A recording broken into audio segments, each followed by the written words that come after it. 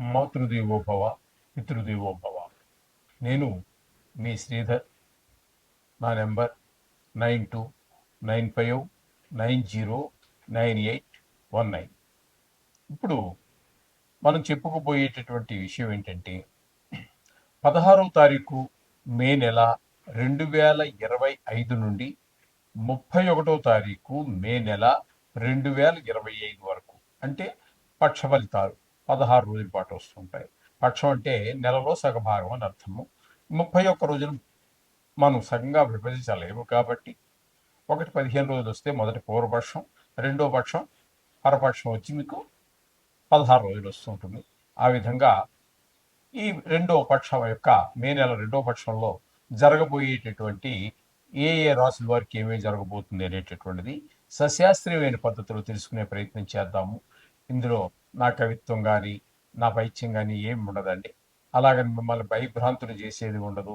మిమ్మల్ని ఊరికే లేనిపోనివేవో ఆశలు కల్పించేసి వాటి మీద మిమ్మల్ని తర్వాత ఆశలు నెరవేరక మనసు నీరుగారిపోయే పరిస్థితులు కూడా ఏమీ సంబంధం లేదండి. శాస్త్రం ఎంతవరకు చెప్పిందో అంతవరకు చెప్పడమే నా ధ్యేయము. ఇక ముందు కూడా అలాగే జరుగుతుంది. దీంట్లో నా ప్రమేయం అంటూ ఏమీ ఉండదండి. కర్కాటక రాశి వారికి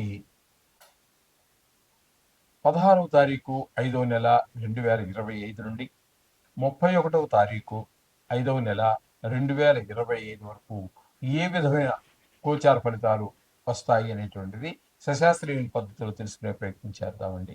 కర్కాటక వారికి జన్మంలోనే కుజుని యొక్క సంచారం జరుగుతోంది. జన్మంలోనే కుజుని యొక్క సంచారం జరగటం వల్ల కొంచెం అహంకారంగా ప్రవర్తించడం ఉంటుంది. అలాగే ఆరోగ్యం క్షీణించే దెబ్బలు తగిలేటువంటి అవకాశం ఉంటుంది.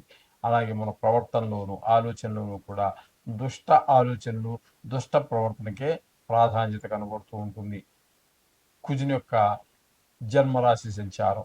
ఇకపోతే ద్వితీయ స్థానంలో కేతు సంచారం 15 రోజులు జరుగుతుంది. తృతీయంలో ఒక్కరోజు ప్రయోజనం ఉంటుంది. ఏదో ఒకరోజు చిన్నపాటు ఉండొచ్చు, ఉండకపోవచ్చు. ఈ 16 రోజులు కాబట్టి ఇక్కడ ద్వితీయ స్థానంలో కేతు సంచారం కనుక మనం తీసుకున్నట్టయితే ఇక్కడ ముఖ్యంగా ధనాదాయం తగ్గేటటువంటి అవకాశం ఉంటుంది. అలాగే మాటలో కఠినత్వం పెరుగుతుంది. అలాగే కుటుంబంలో కూడా ఆహ్లాదకరమైనటువంటి పరిస్థితులు ఏమి కనిపించవండి. ఈ విధమైన ఫలితాలన్నీ కూడా మనకి ఇక్కడ కనిపిస్తూ ఉన్నాయి కేతువు యొక్క సంచారం వలన. ఇకపోతే తృతీయంలో ఒకే ఒక్క రోజు మాత్రమే సస్యాలు చేస్తారు. దాన్ని మనం పెద్దగా పరిగణలోకి తీసుకోవాల్సిన పని లేదు. ఇకపోతే అష్టమంలో రాహు సంచారం ఒక 17వ తారీఖు నుంచి, అంటే ఒక్కరోజు తీసేసేయండి. ఒకరోజు తీసే 15 రోజుల పాటు అక్కడ అష్టమంలో జరుగుతుంది. అష్టమంలో రాహు సంచారం అనేటువంటిది కొంచెం అంత శుభ ఫలితాలు ఇవ్వజాలదు. అక్కడ జరుగుతున్నది ఏంటంటే ఆయుస్థానం కాబట్టి కొంచెం ప్రాణానికి హాయిగా లేకపోవటము, అలాగే రాజదండ పీడ, పెద్ద దుఃఖం, ఏదో హఠాన్ మరణాలు ఎవరో పోయారని అయిన వాళ్ళు కావచ్చు, ఫ్రెండ్ సర్కిల్లో కావచ్చు, బంధువర్గంలో కావచ్చు, ఆప్తులు కావచ్చు, ఇట్లాంటి వాళ్ళు ఎవరో చనిపోయారు అనేటటువంటి దుర్వార్తలు వినేటువంటి అవకాశం కూడా ఉంటుంది. ధన నష్టం జరుగుతుంది. ఎవరితో మాట్లాడినా కలహాలు వస్తూ ఉంటాయి. కొన్ని సందర్భాల్లో అవమానాలు ఇవన్నీ పొందవలసినటువంటి అవకాశం ఉంటుంది, పరాభవాలు ఇట్లాంటివి. ఈ విధమైన ఫలితాలన్నీ కూడా అష్టమ స్థానంలో రాహు సంచారం వల్ల జరుగుతూ ఉంటుంది. ఇకపోతే భాగ్యస్థానంలో శుక్రుని యొక్క సంచారం చాలా శుభప్రదమైనటువంటి ఫలితాలు ఇస్తుంది. అక్కడ మనకి భాగ్యస్థానం కాబట్టి మీకు ఉన్నటువంటి వాహనాలు, ఇంట్లో ఏదైనా ఏవేవైతే మీకు సుఖాన్ని కలిగించేటటువంటి ఉన్నాయో అవన్నీ కూడా పర్ఫెక్ట్గా పనిచేయడం జరుగుతూ ఉంటుంది. అలాగే మీకు సంగీతం కానీ లలిత కళలకు సంబంధించి ఏదైనా ఉన్నట్టయితే వాటిలో ఒక మంచి ప్లాట్ఫామ్ దొరుకుతుంది. మీకు ఒక మెట్టు పైకి ఎక్కేటటువంటి అవకాశం కలిగే అవకాశం ఉంటుంది.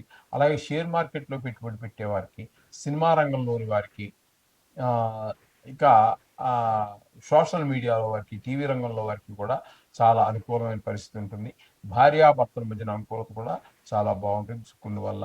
భాగ్యస్థానంలో శని వలన సేమ్ టు సేమ్ రాహు లాగానే జరుగుతుందండి. ఇక్కడ కూడా 9వ స్థానంలో ఉండటం వలన అక్కడ ఏం జరుగుతుందంటే తండ్రి గారు కానీ, తండ్రి సమానమైన వయసు కలిగినటువంటి వారికి కొంచెం ఆరోగ్యపరమైనటువంటి ఈ సమస్యలు, అలాగే ఏదైనా గుడికి వెళ్ళాలి, తీర్థయాత్రలకు వెళ్ళాలనుకున్నారు, వెళ్ళాలి లేదండి మీ దగ్గర డబ్బులు ఉన్నప్పటికీ కూడా ఏవో అవాంతరాలు వస్తూ ఉంటాయి.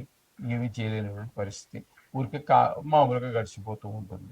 ఈ విధంగా జరిగిపోతుంది. భాగ్యస్థానంలో ఆహ్, ఈ రాహు యొక్క సంచారం. ఇక దశమ స్థానంలో గనక తీసుకున్నట్టయితే, దశమ స్థానంలో బుధుని యొక్క సంచారము ఒక 5 రోజులు.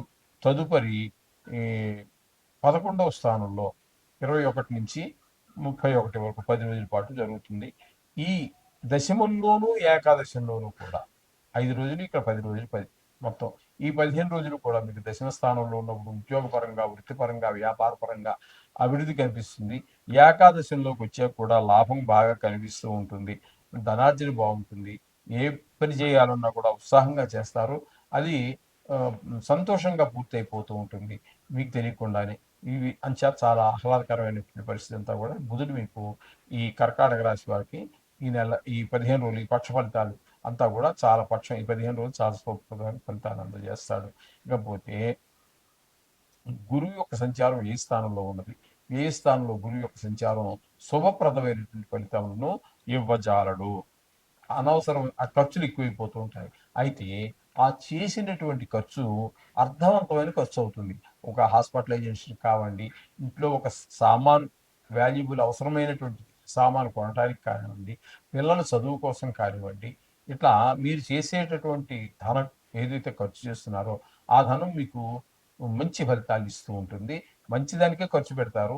ఈవేళ ఖర్చు పెట్టినటువంటి ఇలా ఈ 1000 2000 ఏవైతే ఉన్నాయో దాని వలన అనంతమైనటువంటి ఫలితం కలిగేటువంటి అవకాశం ఉంటుంది. ఈ విధమైన ఫలితాలన్నీ కూడా మనకి గురువు యొక్క సంచారం వల్ల కలుగుతూ ఉంటుంది. ఈ విధమైనటువంటి ఫలితాలన్నీ మనం చెప్పుకోవాలి. అయితే కొన్ని గ్రహాల అనుకూలత, కొన్ని గ్రహాల ప్రతికూలతలు మామూలుగానే ఉంటాయి. కాబట్టి ఈ ప్రతికూలంగా ఉన్నటువంటి గ్రహాలకి మీరు ఏదైనా శాంతి చేసుకోండి. అదే మనం చెప్పుకుంటున్నట్టుగా శ్లోకాలు, గాయత్రి ఏదో ఒకటి చేసుకోండి. దాంతో పాటుగా ఈ నెలలో వచ్చేటటువంటి సంకటహార చతుర్థి ఉపయోగించుకుని కొన్ని కష్టాల నుంచి బయటపడవచ్చు. అలాగే హనుమత్ జయంతి నుంచి హనుమత్ జయంతికి పూజ చూసి తీర్థప్రసాదాలు స్వీకరించాలి, దర్శనం చేసుకున్నట్టయితే కొన్ని రకాలైనటువంటి ఇబ్బందుల నుంచి మనం బయటపడేటువంటి అవకాశం ఉంటుంది. అలాగే మాస శివరాత్రికి అభిషేకం చేసుకున్న మరింత మంచి మంచి ఫలితాలు ఉంటాయి. మొత్తం నవగ్రహాలు కూడా అనుకూలంగా మారే అవకాశం ఉంటుంది.